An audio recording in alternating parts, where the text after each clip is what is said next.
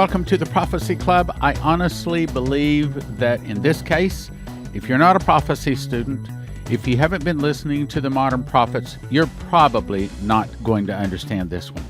So Dana Coverstone just had a new dream. He's released it December 14th. I call it From Today to Tribulation to Jesus. This one, in my opinion, is by far the most complicated one, but to the prophecy student, I believe it is speaking volumes. But I'll also say, if they're not a prophecy student, I don't think they're going to get the understanding on this one. If you listen to it on the internet, you'll see that he has a couple of other people on there interpreting it. I did not even listen to their interpretation. Didn't want to be influenced by it. Instead, I prayed. As you know, I pray every day, Lord, give Leslie and I knowledge and skill in all learning and wisdom, understanding all visions and dreams, showing of hard sentences, dissolving of doubt. Give us an excellent spirit. Help us to conduct ourselves wisely. That's one of the things that I think it is crucial for a prophecy student to be able to do, is to understand the recent voice of the Lord, to understand what God is saying now. Not just in the scriptures, but now. What is he saying now? And to be able to spot that, to recognize that when it's really not him versus when it's him. So let's get to the dream. And I'm going to tell you right now, if I just read through this dream, I don't think you'll get it. As a matter of fact, I had to read it 3 times, and then I had to go through slowly dissecting it to get the interpretation on it. So there's no sense of just reading through it. I'll go through it step by step, help you to understand. But essentially, it's talking about what is happening now, what is about to happen, meaning the start of the tribulation, the events in the tribulation right up to the return of Jesus. I think it's very, very powerful.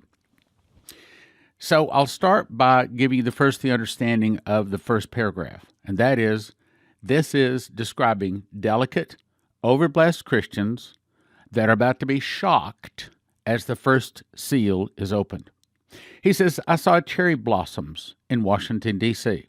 I believe that's talking about the overblessed Christians all across the land that are so used to being blessed, they are not ready mentally, emotionally, or spiritually for the hard times. I saw cherry blossoms in Washington, D.C. There was a brilliant sun cutting through the foggy haze early in the morning. In other words, everything is just fine. Then there was a bolt of lightning that went across the sky, straight up into the clouds. Here it is. This, I believe, is the opening of the first seal. You remember Revelation 6:1 says, and I saw when the Lamb opened one of the seals, and I heard, as it were, the noise of thunder. That's what this is. Then there was a bolt of lightning that went across the sky, straight up into the clouds, with a very loud and long-lasting clap of thunder that ended with a huge rainfall for just a few moments. I believe that is saying that now, and probably into the early days of the tribulation, there's about to be a rainfall of God's Spirit. Just like Jeremiah 16:19 through 21 says, O Lord, my refuge, and my strength and my fortress in the day of affliction. Day of affliction is the tribulation. The Gentiles shall come unto thee from the ends of the earth, and shall say, Surely our fathers have inherited lies, vanity, and things wherein there is no profit, and have made unto themselves gods that are not gods. Therefore, this once I will cause them to know, meaning this once God is going to pull out his sword. This once God is going to show off, you might say. He's going to show the world his power, what he can do. People have not seen it going all the way back to Adam. This once I will cause them to know. I will cause them to know my hand and my might, and they shall know that my name is Jehovah. That's what is about to happen. Again, I was told as the judgment hits, so will the miracles. Let's go on. But the rain stopped just as suddenly, and the sun was out again as if high noon day. There were silver and gold flecks in the clouds, and they were glistening like diamonds. This represents those people that turned to Christianity, that became diamonds, gold, and silver in the Lord's hand. Now, since the first seal is opened, we don't see the Antichrist immediately. We see him in a little bit. will recognize him when he overcomes the other three regional rulers. The cherry blossom, meaning the new salvations, the tender ones, the cherry blossoms, the tender people that just got saved, the cherry blossom leaves began to fall off the trees, slowly at first, and then a hand appeared and began to rip them off the trees in clumps. Meaning, in the early days of the tribulation, those people that just got saved in the great move of God that is about to start just before the tribulation, in the first days of the tribulation, those cherry blossoms, those new salvations, well, it'll be wonderful. But the problem is they do not have their feet on solid ground. Their roots aren't deep enough so that when the wind blows, when the rain comes, that their house will not fall. And so some of them begin to start falling away pretty quickly. But then, when the Antichrist shows up, he's going to rip them off the trees in clumps. The next one, the next sentence, I'm going to give you the interpretation beforehand. This is, all Christians are about to be shaken. Some will remain faithful. The wind, representing the trouble, the wind was blowing them up into the air. Then a tornado funnel appeared, picking up all of the leaves in the air and disappeared. That's not the rapture. The leaves then fell back to the ground and covered every inch of the ground, meaning the Word of God went up, representing by the Christians, but the leaves fell back to the ground, meaning every square inch of the ground of the whole earth, the gospel went out. And there were Christians, there were believers found all around the globe.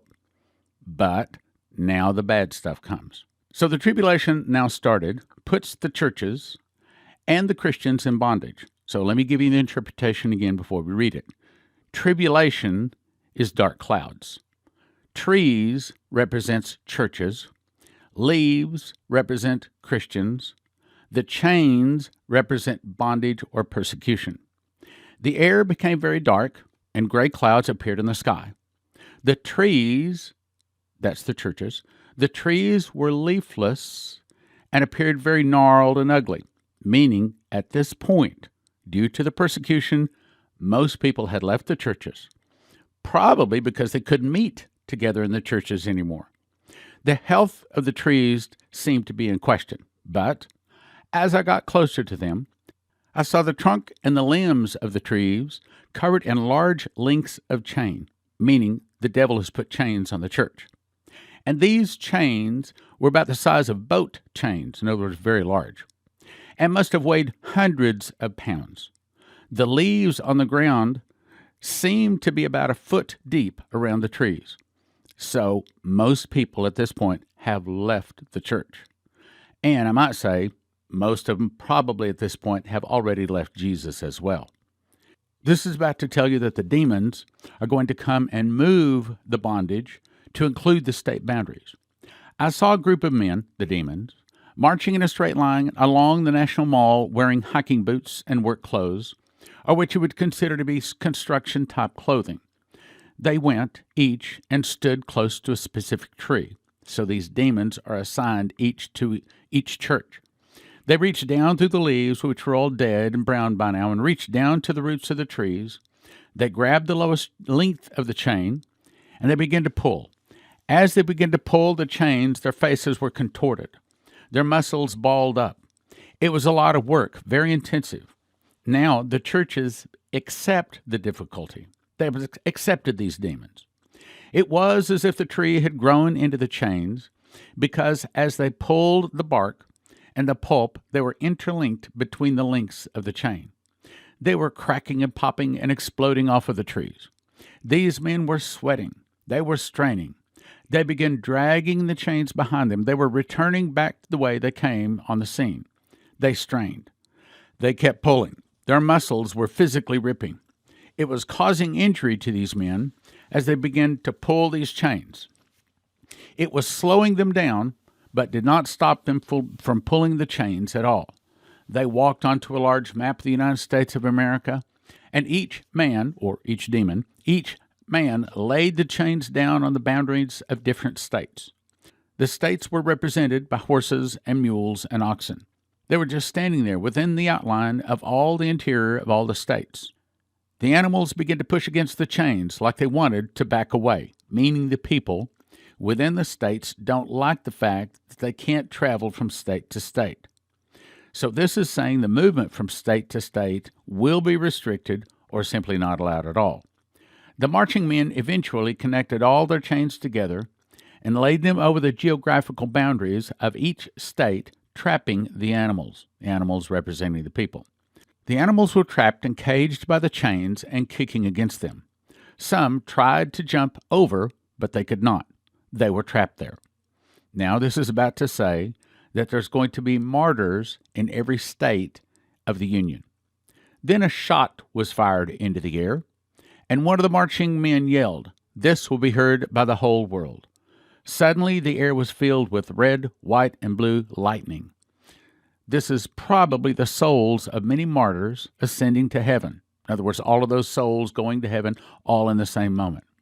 The crack of thunder was very loud. The trees began to bleed from the roots. In other words, martyrs are coming forth.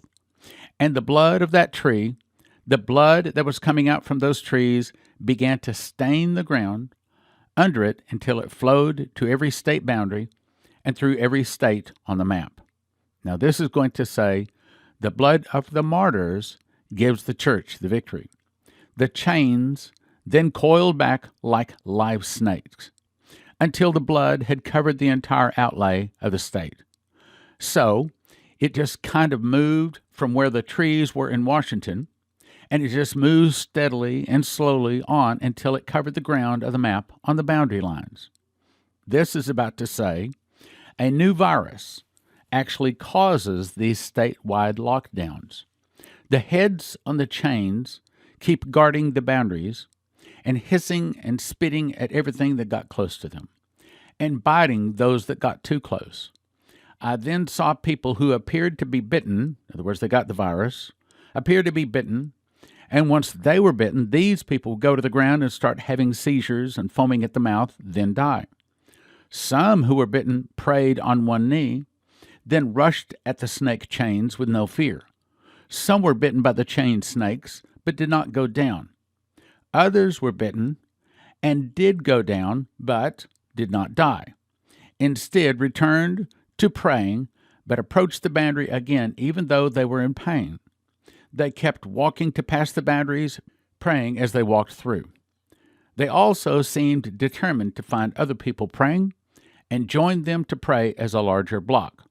When they met in larger groups, they would sing, lift their hands, pray, linking arms shoulder to shoulder. They had smiles on their faces with joy. They were appreciative and excited for the work of God. So these are the people that fought against the demons, against the virus, against being locked down within their state, but instead they spread out to find other Christians, those Christians linked together to defeat the devil. Finally, this is talking about the overcomers. Now, you remember, overcomer, that's the one that overcame by the blood of the Lamb, by the word of their testimony, and they loved not their lives unto the death, meaning that they had a testimony, they had accepted Jesus, and they were willing to die. Doesn't mean that they did die, but they were willing to die for Jesus. That's how strong their faith was. Even though the snake chains were lifting behind them and hissing and whipping, there were more groups crossing state borders to pray and growing. Soon, every state was covered with people praying together. The clouds were still churning with evil, but the people were praying, and they stood their ground, praying even louder. The end. I believe that this is talking about the overview from where we are right now. Today we have delicate, overblessed Christians, and they will be shocked with what happens. I believe that in the near future we're about to see the last great move of God sweep in those people whose names are in the book of life, but have not come to Jesus. Then on about or someplace in there will be the first seal that is opened, and this confirms a long, lasting clap of thunder. Then there's a rainfall that's still talking about souls still coming in, even after the tribulation has started, even after the first seal is opened. Then the Antichrist appears. Many of the Christians then begin to fall away. First, just a little, but before long, the Antichrist is ripping off those delicate little blossoms off of the trees in handfuls. Then there's a great tribulation. There's attacks on the churches, attacks on the Christians. There's bondage. There's persecution. There's devils coming to tear up the church, tear up the Christians. Finally, it gets so difficult that believers are martyred. Well, of course, we know that. We've been prepared for that. They're martyred. But the blood of the martyrs begins to give strength to the church and helps them to overcome the beast, even in the days of the tribulation. There's martyrs in every state of the union. The blood of the martyrs gives them the victory. Even though there's a virus that they use to cause statewide lockdowns, and yes, some die, but the believers are protected. The believers then begin to fight against this virus. They have victory over the virus. They have victory over the lockdowns. They have victory over people saying that they can't move state to state. So much so that the believers finally join together with smiles on their faces, holding hands, praying, linking arms shoulder to shoulder, and they have the victory. They stand victorious, and about that time Jesus returns. It's an overview from now until the return of Jesus. Let's talk about the elephant in the room for just a moment. Let's talk about the greatest fear that Christians have. Now, I talked about this in my book, Miss the Mark, Don't Take the Mark of the Beast. And the biggest fear that Christians have is that they're going to be beheaded. And of course, the devil knows this. I mean, you watch some of the old Westerns where they were hanging people, and that was a pretty gruesome and deadly thing. But even more bloody, I mean, cutting off the head, I mean, the blood squirting out, all that's a really big fear of ours. We don't want to have that happen. Well, again, the devil knows that. So, like Dale Carnegie said, the perfect way to conquer worry is to pray. But he also said, ask yourself what's the worst thing can happen, accept it, and try to improve on it. In my book, Miss the Mark, Don't Take the Mark of the Beast, I tell this story. Prophecy Club started in 1993, and it wasn't too long after that. One day, my wife asked me to come in and sit down, and we sat down at the kitchen table. Oh, I can remember. I could show you the very place where the chairs were sitting, where we sat. I can still remember what the chairs looked like. They were pink with this kind of a pink linen that we sat on, and the table was round and white and small. But we sat around the table, and she says, I want to tell you something. You do not own me or the children. And if there's ever a time that you are threatened with us, if there's ever a time when someone comes and say, you have to do this and such or that and such, or we're going to do this and such and that and such to me or the children, I just want you to know that we don't belong to you. We belong to the Lord. God has given us to you for a brief period of time to take care of. But it is not your responsibility to bend and to buckle in order to save our lives. So I want you, if that ever happens, to stand strong. I want you not to bend or buckle. I don't want you to cow down. So we talked about it. And so we decided, if that moment comes, the moment when we're standing in the shadow of the guillotine, like Ken Peters said in his dream, he was standing in a line, and there were people walking up and down the line, and they had a clipboard, and they would, from time to time, say, all you have to do is to deny him. Step out of line. We have clean, dry sheets. We have a shower. We have plenty of food. All you have to do is just deny him. And he said most people would not step out of line, but every once in a while there would be someone that would just burst into tears and step out of line and run off to take a shower and get on clean clothes and to eat. He says he stood in line, and he kept getting closer and closer, and finally he could see what was going on, though he really already knew. This is, by the way, in the book, Miss the Mark, Don't Take the Mark of the Beast, also. The entire dream. He said, I could see that what they were doing is telling people to lay down on this table, face up. And then they had these two boards that their arms would be laid out on the board, and they had people, they didn't even tie them down. They just wrapped a rope around there and had someone just stand there for just a moment because they were going through people so quickly. It was just boom. And then the next person, they drag that body off. The next person lays down in the same blood. They didn't clean the blood up. Next person lays down, and this big guy with this big, long scimitar, that's your Muslim sword, and a big black covering over his face, would just cut off the next person's head. When he saw this going on, he just, under his breath, said, Lord, I don't want to deny you, but I am really, really scared. And he says, I was shaking uncontrollably. I was shaking so bad my teeth were shattering. I could barely stand up. I was shaking like I'd never shaken in my life. He said it was a fear I had never experienced before. He said, as I saw these people getting their head cut off, and it was 2 or 3 a minute. It was a head cutting off machine. He said, finally, he said, I felt this hand upon my shoulder. And he said, I turned to see who was there. And he said, no one had to tell me that I was looking at the face of Jesus. And Jesus said, don't fear to lose what you cannot keep, to get what you cannot lose. He said, and in that moment, there was like liquid peace, like warm oil poured over me from the top of my head all the way down to my feet. Instantly, the shaking stopped. Instantly, courage filled my soul. Instantly, I knew that this was my call, that God was with me, and that this would bring me great blessings. He said all of a sudden the fear was gone. The shaking was gone. And he said some of the people, they had to kind of fight them to get them up on the table. Some of them, they had to throw the ropes around their arms and hold them down momentarily as the big man with the big long scimitar brought the scimitar down and cut their head off. He said, but me, no, they didn't have to fight me. They didn't have to hold me down. He said, I was going to my Lord and Savior. I'm trying not to get emotional, but I was going to my Lord and Savior.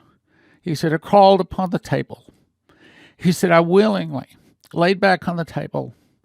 I willingly laid my hands back. They didn't have to hold them down.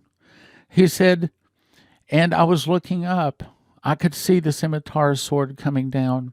And as the scimitar sword hit the front of my neck, the millisecond it hit, I never felt pain. I never felt it. Not once, I never felt it. He said, instantly, I was gone. I was out of my body. I never felt any pain. And you know, that's what they say. They call it the Martyrs Blessing.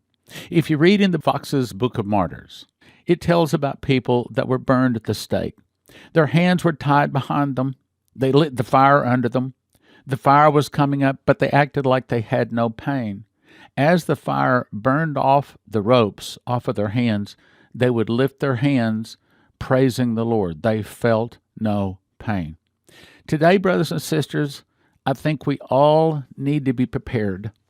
We all need to be prepared to be that overcomer, to have our feet upon the rock, our roots so deep so that when the wind blows, when the rain comes, we are not going to fall. We need to be prepared to fight every moment. From now to the return of Jesus, I can tell you, the motto is hold the fort, toe the line, and fight, fight, fight. The world of ease that we have known, the blessings that we have known in our nation in the past, consider them gone. Consider that world gone. This is the new world. This is the new world order we're coming into. A world where there will probably, and hopefully if Trump can win, if we can just pray him into the White House, we will have a few more years of good times. If Biden gets in, we won't have a few more years. It'll come on us pretty hard, pretty fast. But as long as we keep our eyes on Jesus, it'll all be okay. And even if some tough times come, we're going to hold the fort, we're going to toe the line, we're going to fight, fight, fight. Understand that we are building a greater eternity for those around us and for ourselves. This is not our home. We're just passing through. We've got to keep our eyes on Jesus, keep our focus on Jesus, and then He will make it all okay. There's one more thing. I think the time to make up our mind that we're not going to bend, we're not going to buckle, we're not going to take the mark of the beast or the vaccine, or we're not going to step out of line, that we are willing to give our life. The time to make that decision is not when we're in the shadow of the guillotine. It's not when we're in line. The time to make that decision is right now. We've already made that decision. We've already set that in our heart before we ever reach the point to where we have to play that decision. We've already made the decision that we're going to hold the fort. We're going to toe the line. We're going to fight. We are not going to take the mark or the vaccine, and we are not going to bend the knee to the devil, his image, his mark, or the number of his name. We are not. If your heart is with us, I'm asking you to become a member. Actually state before God that you are with our vision to win thousands upon thousands of souls, to teach prophecy and walk in sevenfold miracles, to be a blessing and give answers in the time of trouble. If this is your heart, go to prophecyclub.com and click on membership. Only takes 90 seconds. This will help us to get a loan for an office and a church to do the work of the ministry. prophecyclub.com.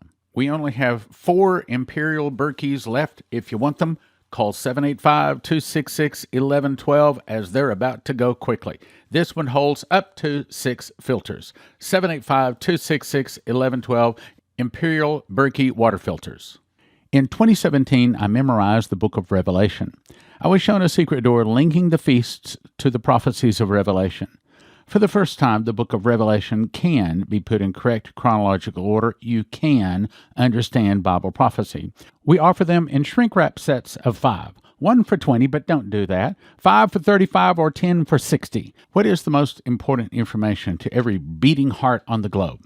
After accept Jesus, it would be don't take the mark of the beast. Those taking the mark of the beast do not get soul death, but are tormented in the lake of fire and brimstone for eternity. How do you tell them? Give them miss the mark. We offer them in shrink-wrap sets of 10. 1 for 20, 10 for 30, and 20 for 50 at prophecyclub.com. Over the past 32 years, I've collected the best 101 prophecies from Dimitri Duduman, Michael Boldea, Leslie Johnson, Henry Gruber, Shane Warren, Terry Bennett, Marie Sklar, Augusto Perez, Doug Metzger, and more. It's called God's Warnings for America. We offer them in shrink-wrap sets of 5. 1 for 20, but don't do that. 5 for 35 or 10 for 60. My new book is called Tribulation Secrets in Daniel because that's what it does. It shows you the part of Daniel you need to know, being you're about to be a tribulation saint and will desperately need to know and understand about the last days you live in. We offer them in shrink-wrap sets of 10. 1 for 20, 10 for 30, and 20 for 50 at prophecyclub.com. In How Pre-Trib 1, I expose the dirty little secrets pastors don't want you to know, which is why sometimes they can't preach the truth, especially about the rapture. Then, using the secret door, I explain the truth about the rapture and rebut 25 claims pre-tribbers use to prove pre-trib. You'll finally know the truth about the rapture. We offer it in shrink-wrap sets of 10. 1 for 20, but don't do that. 10 for 30, 20 for 50 at prophecyclub.com. That's prophecyclub.com. When a nuclear device goes off, it produces an EMP, electromagnetic pulse, and it fries every computer chip unless they're protected. The good news is EMPshield.com has devices a military testing facility says are 100% accurate to protect against EMP, solar flares, lightning, power surges backed by a 10-year warranty and a $25,000 insurance policy. And they come with simple installation instructions for home, vehicles, RV, and electric generators. You can have electricity in a blackout. EMPshield.com. Use the promo code PROPHECY for a $50 gift card. This helps Prophecy Club. That's EMPshield.com. Promo code PROPHECY for a $50 gift card. EMPshield.com. EMPshield.com. Click like, share, and subscribe.